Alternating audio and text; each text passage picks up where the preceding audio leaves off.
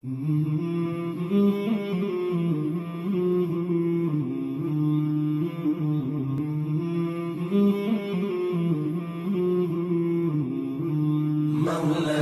صل وسلم دائما أبدا على حبيبك خير الخلق كلهم. مولاي صل وسلم دائما أبدا على حبيبك خير الخلق كلهم. محمد سيد الكونين والثقلين، محمد سيد الكونين والثقلين والفريقين من عرب ومن عجم. مولاي صل وسلم دائما أبدا على حبيبك خير الخلق كلهم. مولاي صل. Bismillahirrahmanirrahim. Assalamualaikum warahmatullahi ta'ala wabarakatuh. Masyaallah muslimin rahimakumullah. Sepanjang sejarah manusia terjadi banyak peristiwa-peristiwa. Tetapi tidak semua peristiwa-peristiwa mempunyai nilai sejarah yang sama. Ada kejadian yang ramai kita akan terlupa mengenainya. Ada kejadian akan terus kekal di dalam liputan sejarah manusia sampai bila-bila. Jadi sejarah manusia ini tidak mempunyai nilai yang sama. Ada peristiwa-peristiwa penting di dalam sejarah kewujudan manusia yang menentukan ataupun yang merupakan apa saya katakan sebagai defining moments.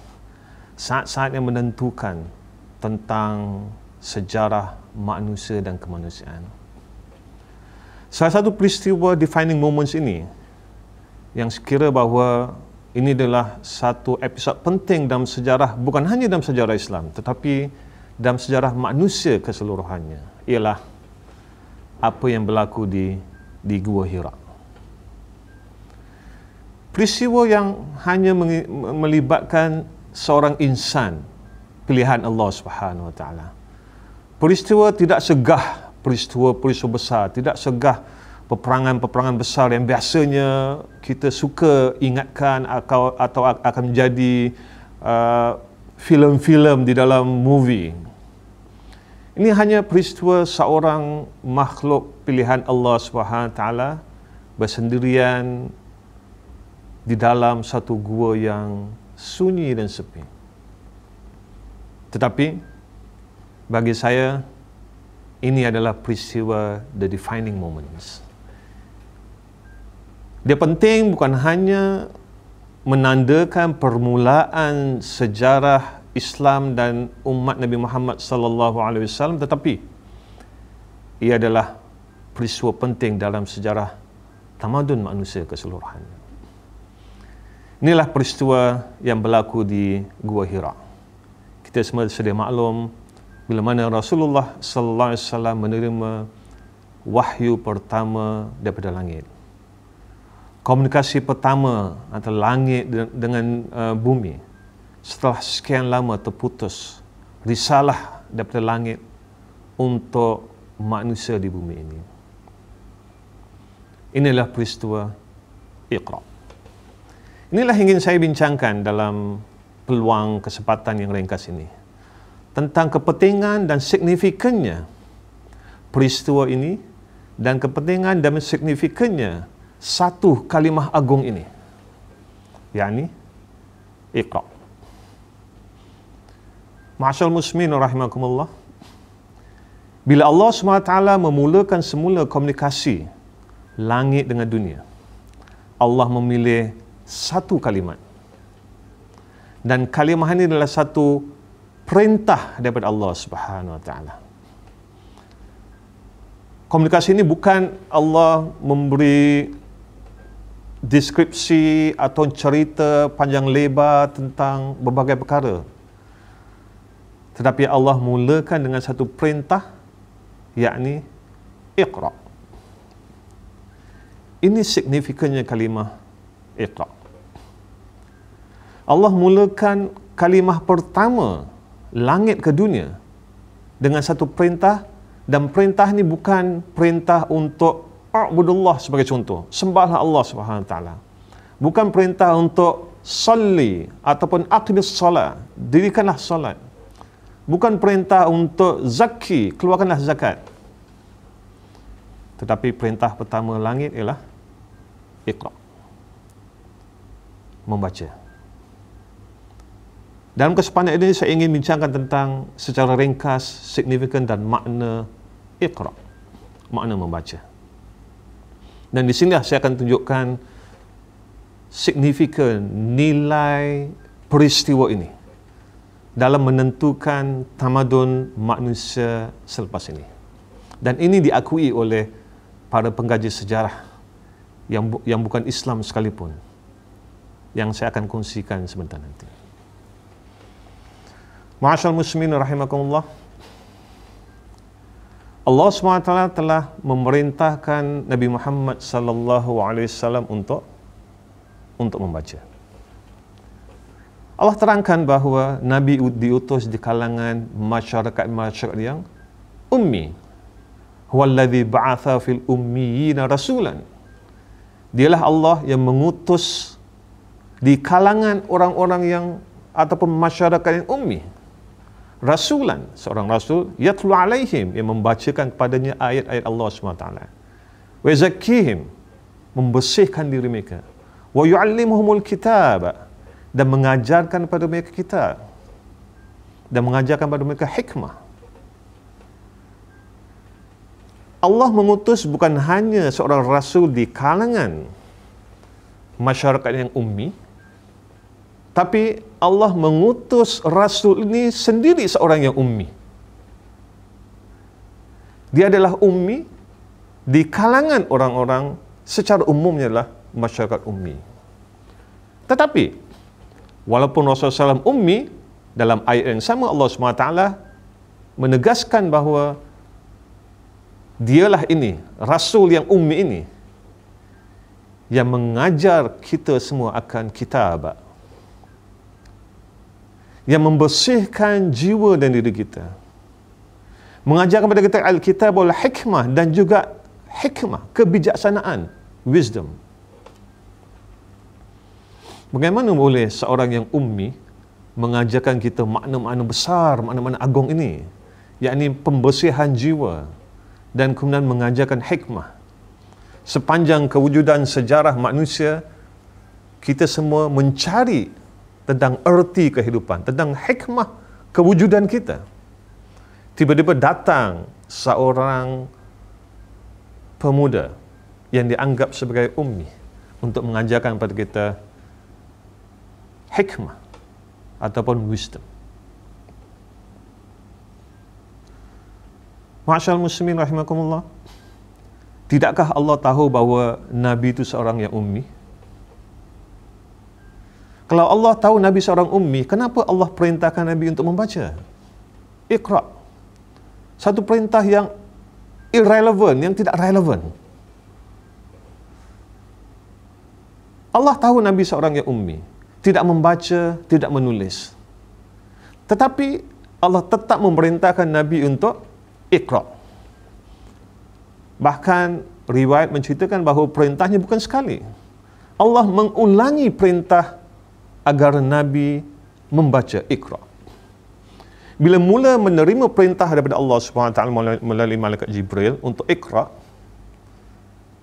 secara semula jadi Rasulullah SAW jawapannya, reaksinya, responnya ialah ma ana biqari'. Aku tidak boleh membaca. Tapi Allah kata, Iqra', baca. Rasulullah ulangi lagi, ma ana biqari', aku tak boleh membaca.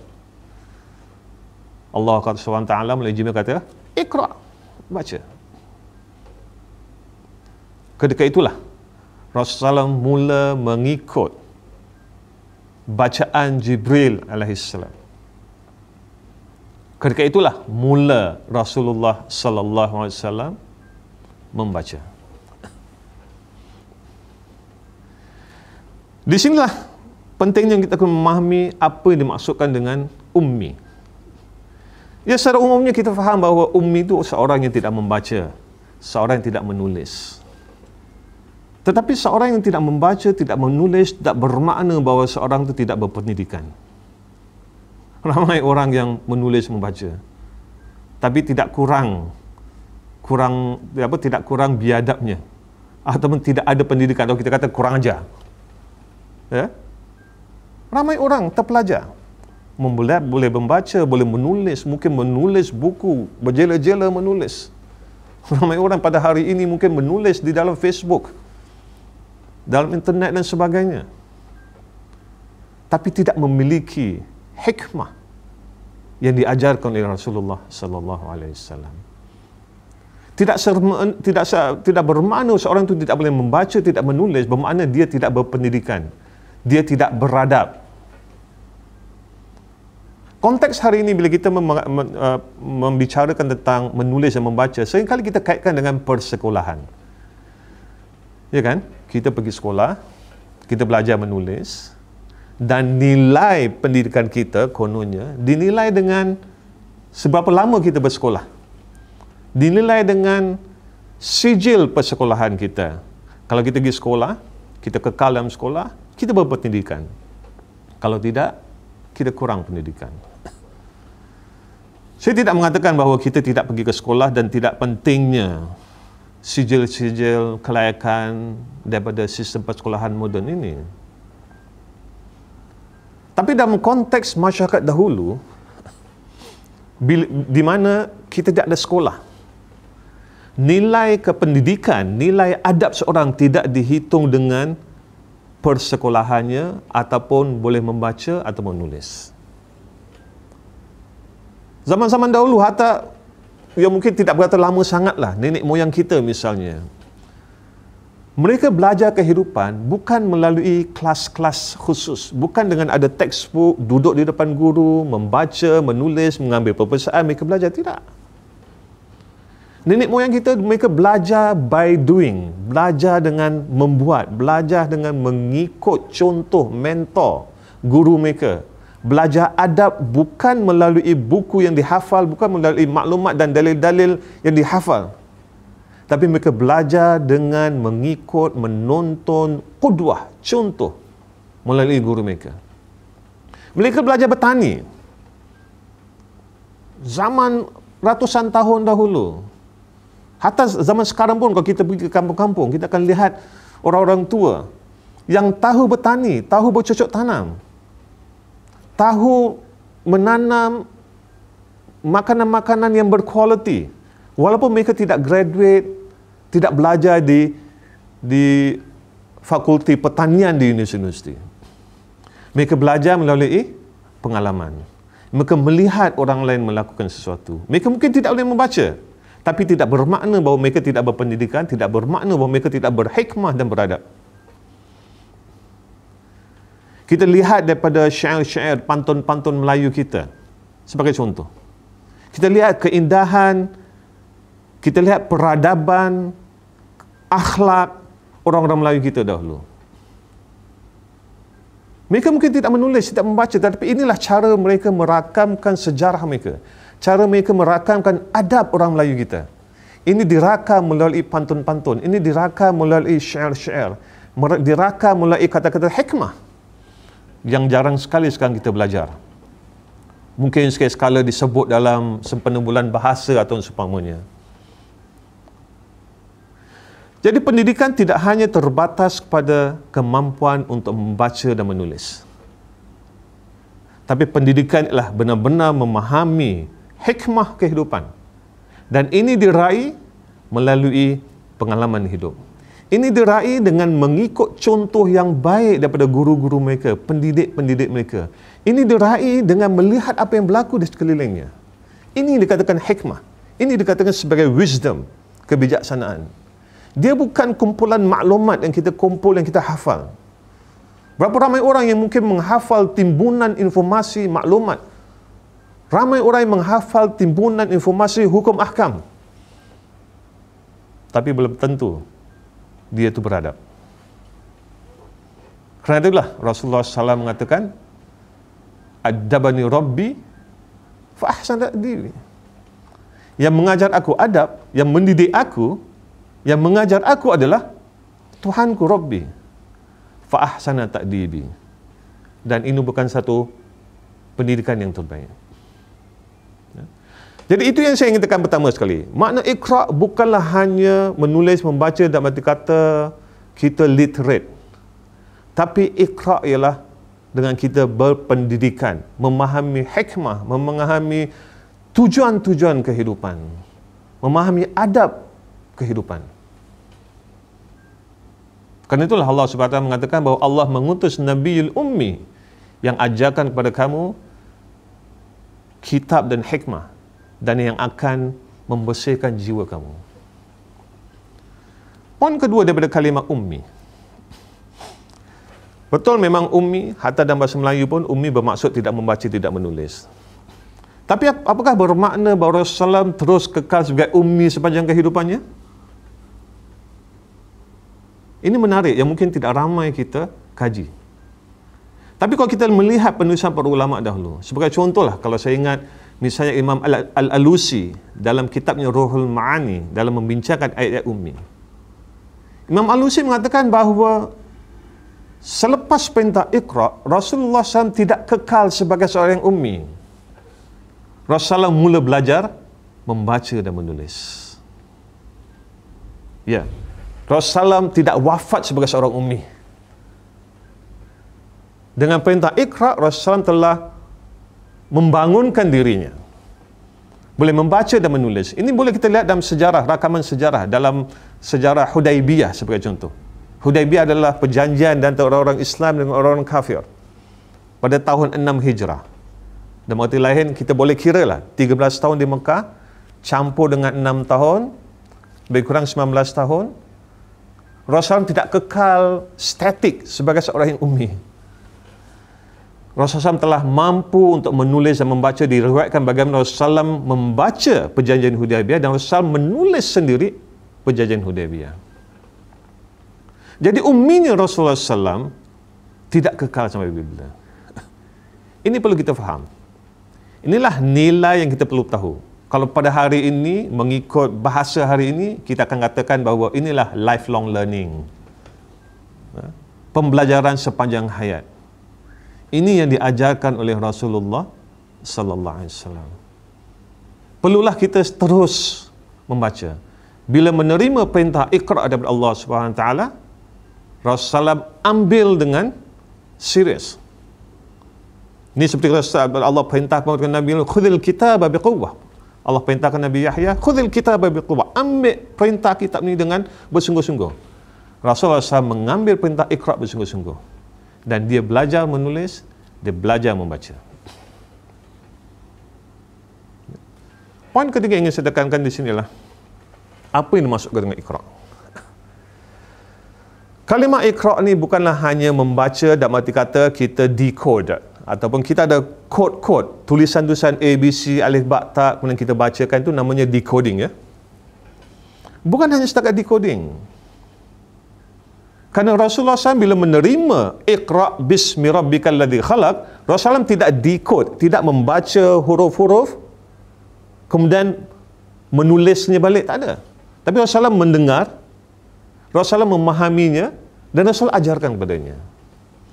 Kalimah Iqra dalam bahasa Arab bukan hanya menulis. Kalimah Iqra, makna penting dalam kalimah Iqra ni, kalau kita ingin melihat semantik bahasa Arab qara'a, key meaning, makna asas dalam Iqra ialah al-jama'.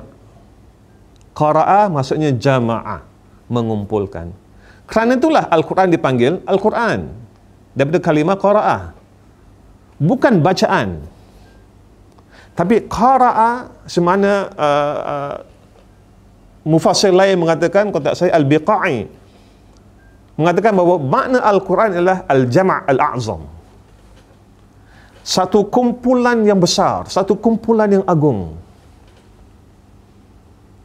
Al-Quran bukannya banyak sangat. Kalau kita lihat contoh-contoh buku-buku agama lain misalnya, kita lihat misalnya buku-buku suci orang-orang Yahudi misalnya, tebal berjilid-jilid. Al-Quran hanya dalam satu jilid yang mudah yang boleh kita habiskan, yang boleh kita baca khatamkan. Kalau dalam Ramadan seminggu, sebulan sekali.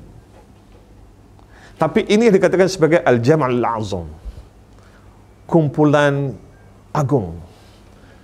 Nah, Al-Quran kumpulkan apa? Jama'a madha? Al-Quran kumpulkan benda apa ni? Dan Allah SWT suruh kita baca kumpulan apa? Ini pun soalan penting untuk kita tanya. Malangnya kadang-kadang kita terlalu sangat fokuskan kepada hukum ahkam. Kan?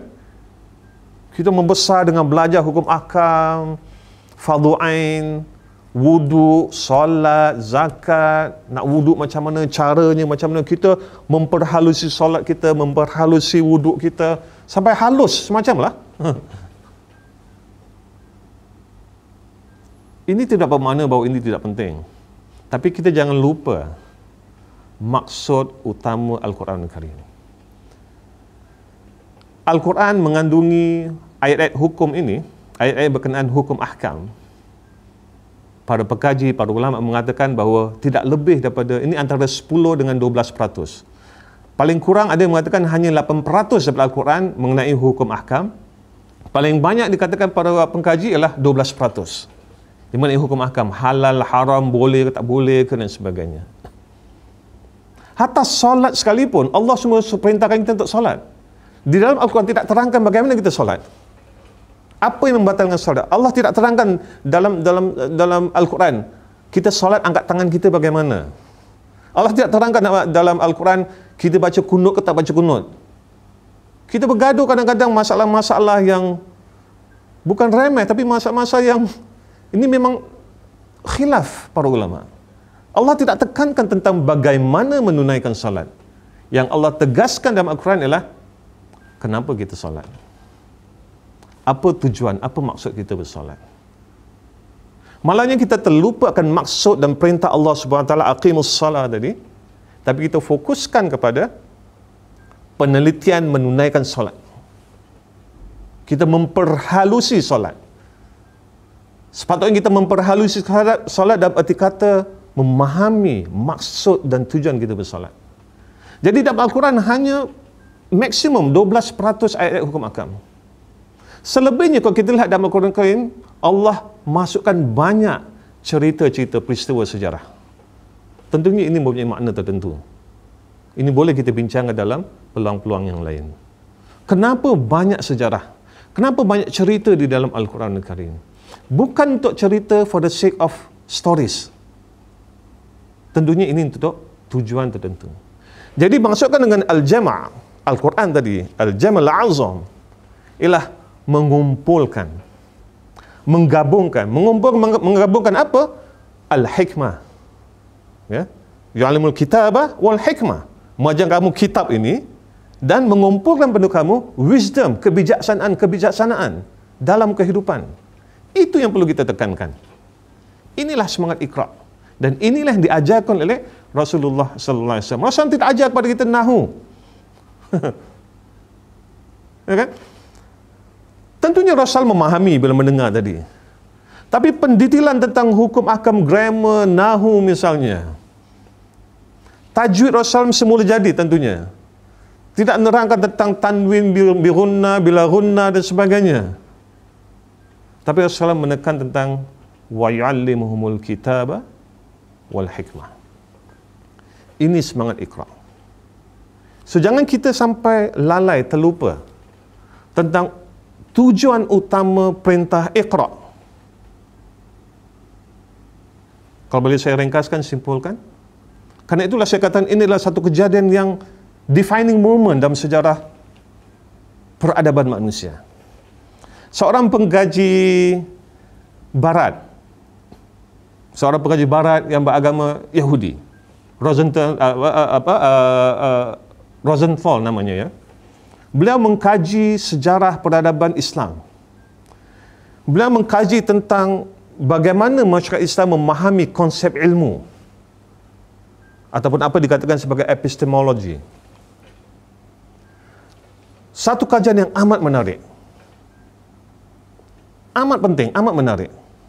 Mengumpulkan segala penulisan para ulama daripada awal sampai akhir.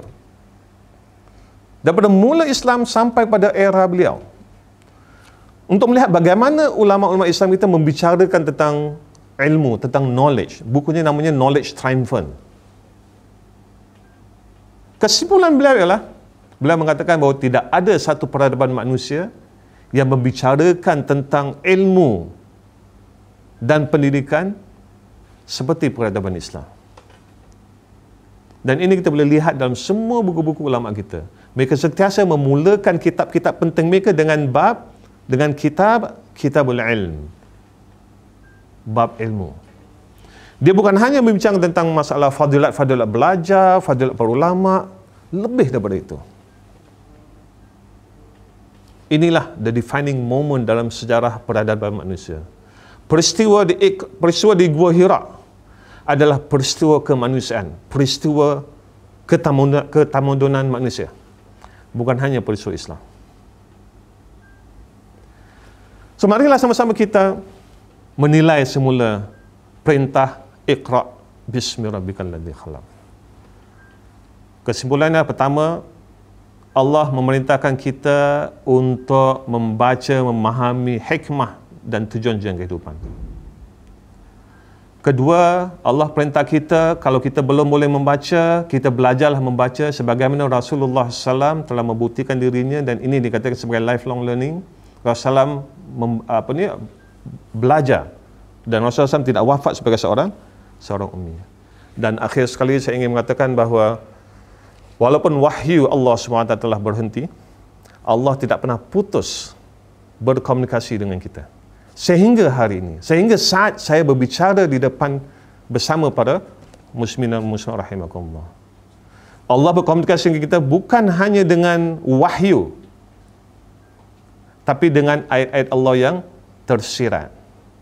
Kejadian alam ini adalah komunikasi Allah SWT, dan itu antara makna Iqra', memahami hikmah, wisdom, ayat-ayat Allah SWT ini. Dan marilah kita sama cuba memahami ayat-ayat Allah SWT ini. Ayat Allah SWT bukan hanya dalam Al-Quran Al-Karim. Itu hanya kumpulan sedikit.